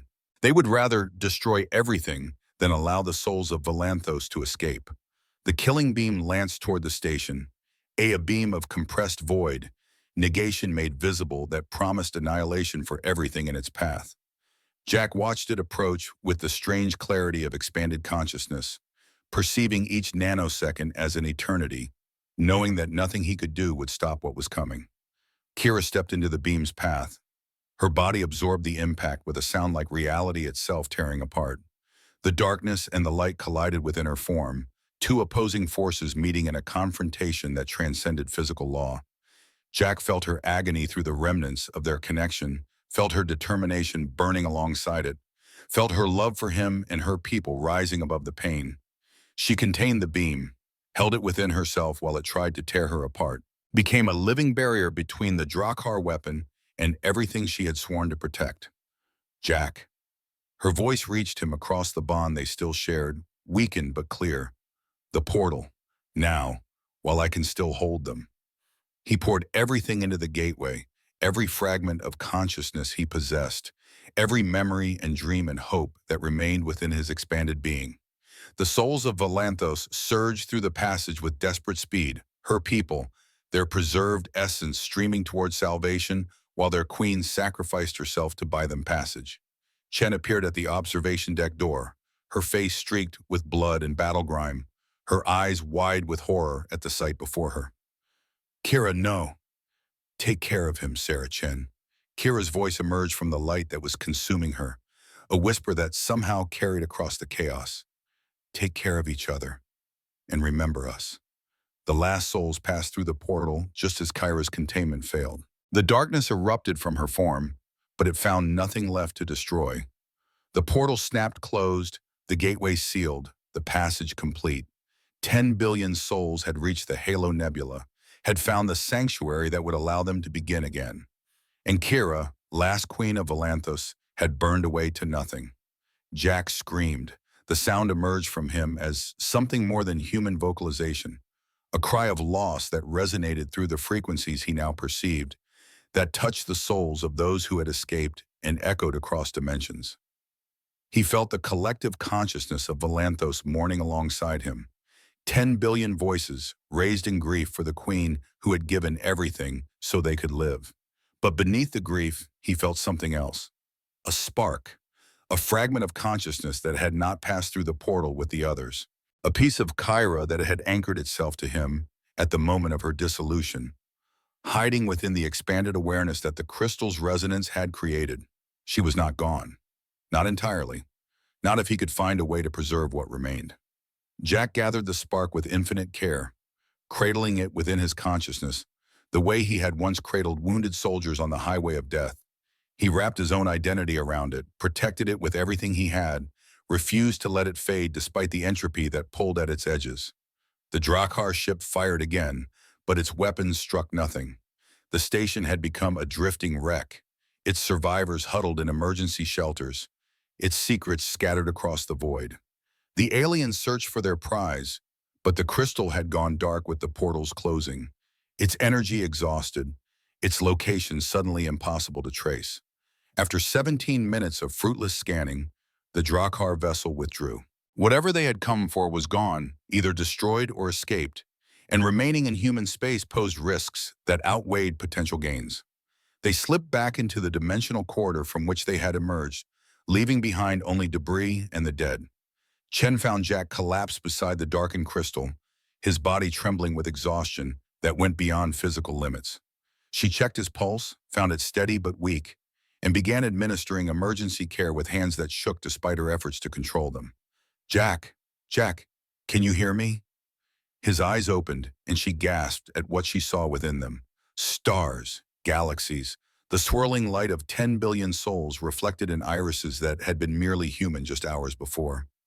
"I can hear everything, Sarah." His voice emerged as a whisper that somehow filled the shattered observation deck. "I can hear them all. They made it. They're safe. Kira, part of her survived, anchored to me. I can feel her sleeping within my consciousness, waiting for the chance to wake again." He reached for the crystal, which pulsed weakly in response to his touch. "She's not gone. Not entirely. Not as long as I can hold on to her."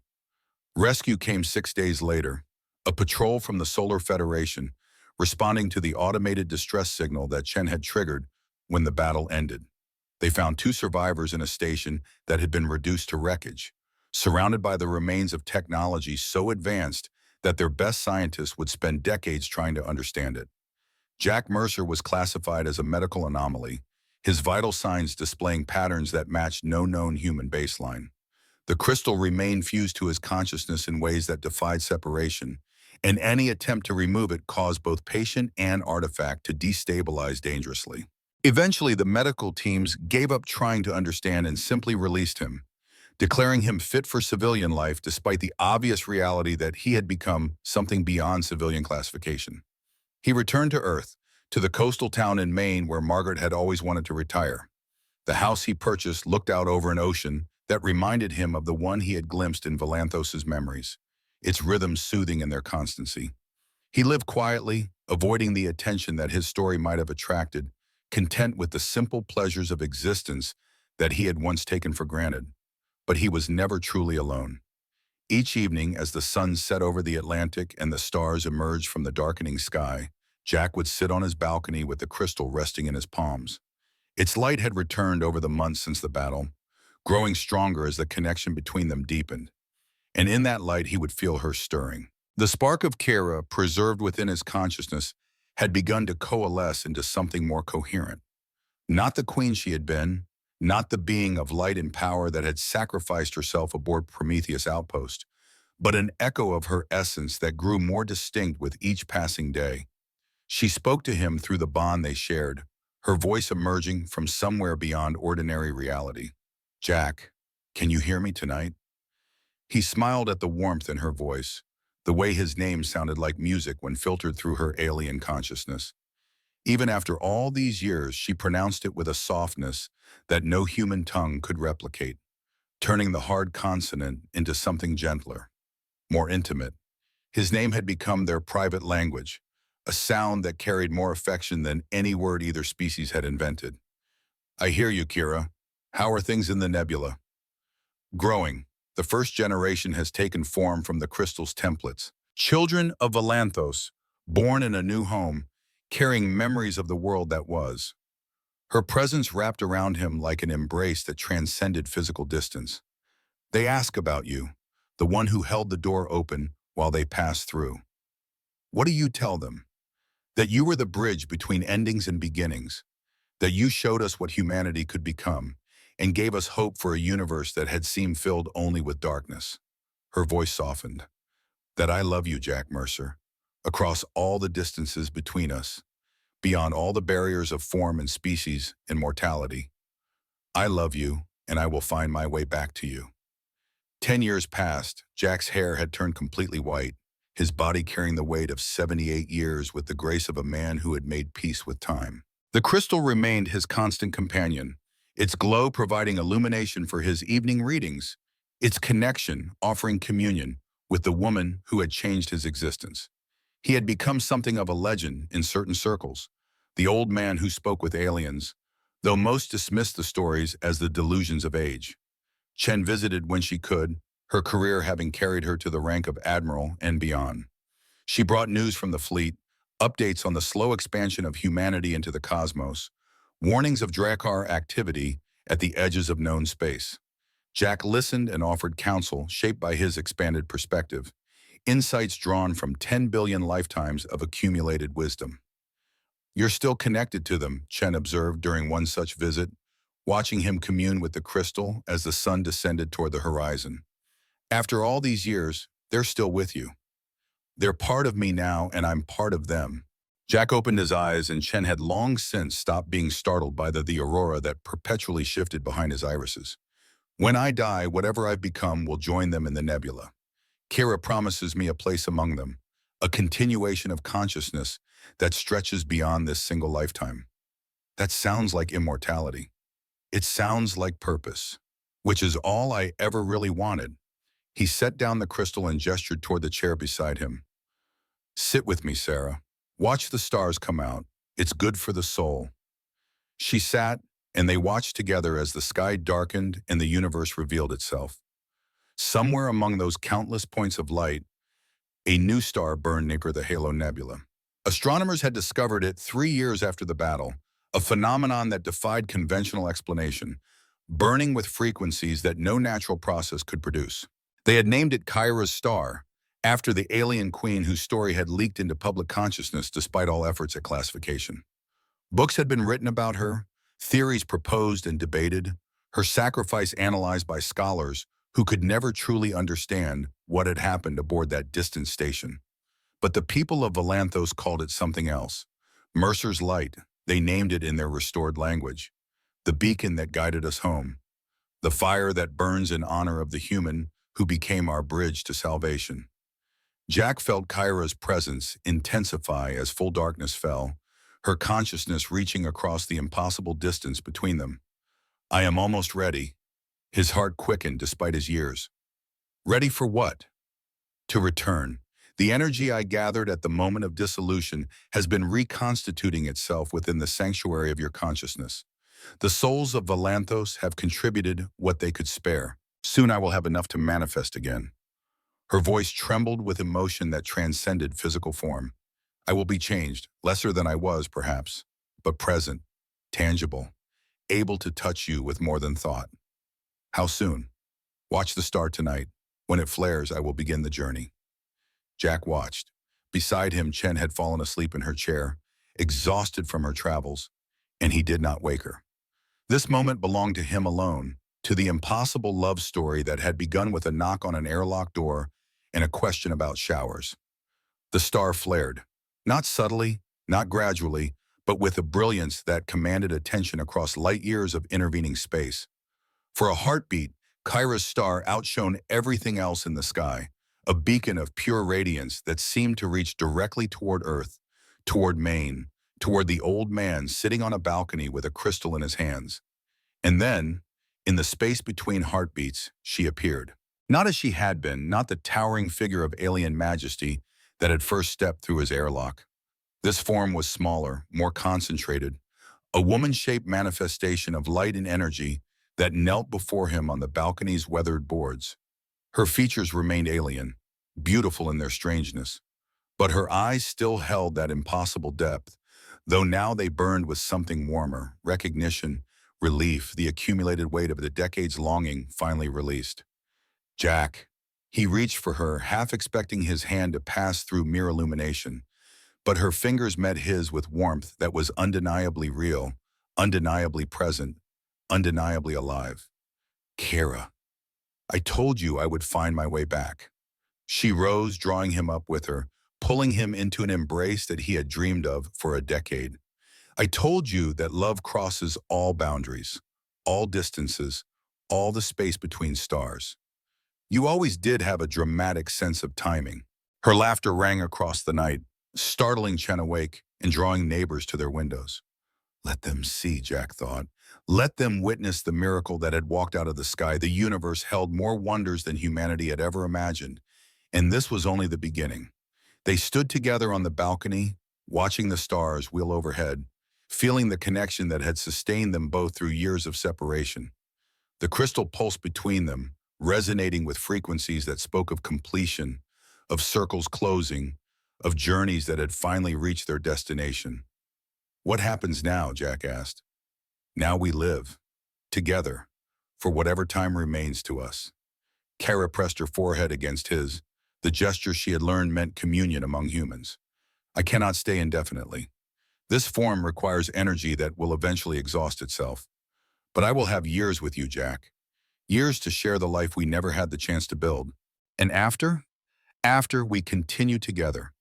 Your consciousness joined with mine, traveling with the children of Valanthos as they spread across the galaxy, experiencing wonders that neither of our species could have reached alone. She pulled back to look at him, and her smile held the accumulated joy of 10 billion souls. You gave us hope when we had none. You became our bridge when all seemed lost. Now let us give you the universe in return. Chen approached cautiously, her hand resting on her sidearm out of instinct rather than genuine threat. Jack, is that? It's her, Sarah. She came back. Jack turned to face his oldest student, his friend, the woman who had grown from dismissive lieutenant to trusted ally over the course of a single impossible night. She came back.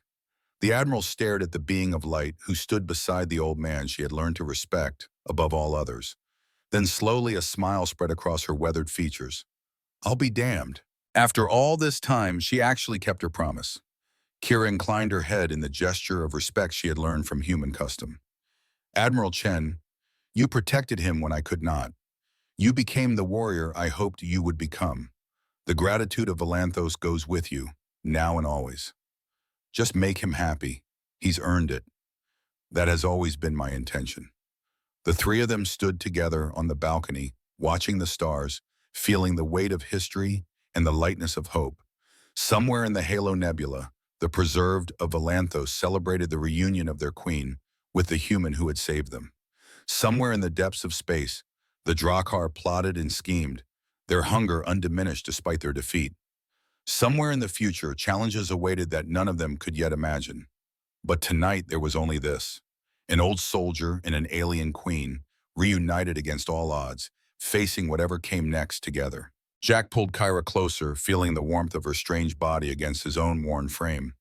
You know, you never did answer my question properly. That first night when you asked to use my shower. What question was that? Why water? Of all the things you could have asked for, why that? Kira's laughter sparkled with frequencies that made the very air around them shimmer. Because water carries memory. Because flowing through it cleanses not just the body but the soul. Because I knew somehow that standing beneath the rivers inside your walls would show me whether you were the one I had been searching for. She pressed her lips to his cheek, a gesture she had learned meant affection among his kind. And it did. It showed me everything I needed to know about Jack Mercer, everything that made you worth crossing the universe to find. The stars wheeled overhead. The ocean whispered against the shore below. And two souls who had found each other, against all probability, stood together, watching the light that bore their names burn eternal in the cosmic dark. It was, Jack reflected, a hell of a legacy for a maintenance officer. But then again, he had always known he was meant for something more than fixing broken machines. It had just taken an alien queen with a strange question about showers to help him finally figure out what.